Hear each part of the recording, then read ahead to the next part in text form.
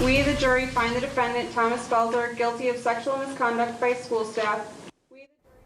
Breaking news tonight, a former Pewaukee bus driver convicted of most, but not all of the sexual assault and misconduct charges he faced. Thomas Felser was on trial for attacks against 4 young girls. Yeah, those attacks took place between September of 2024 and May of 2025. The jury heard from victims, saw video from the bus's camera, and heard from the defendant himself.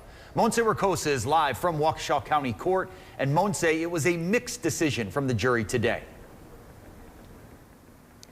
A mixed decision, but a very emotional day in court. Family members of the victims crying as they heard the verdict. 63-year-old Thomas Felser guilty on 8 of the 11 felony charges. He was not found guilty on some of those lesser charges, including sexual misconduct by school staff. The jury deliberated for about 5 hours, coming back with 8 questions, asking to see things like some of the surveillance video from the bus. The victims were between 4 and 6 years old. Felser was discovered last spring when one of the students' mothers saw on a GPS that the bus hadn't moved in 10 minutes. When she got to the bus and called her daughter's name, Felser's head reportedly popped up.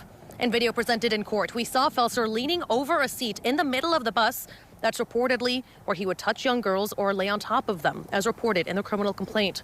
The defendant yesterday took the stand, admitting it did look like his hands were on their private areas, but he claims he was just patting the front of their pants to see if they had any accidents. Does he have his hand in a place that looks bad? Sure does. Sure does.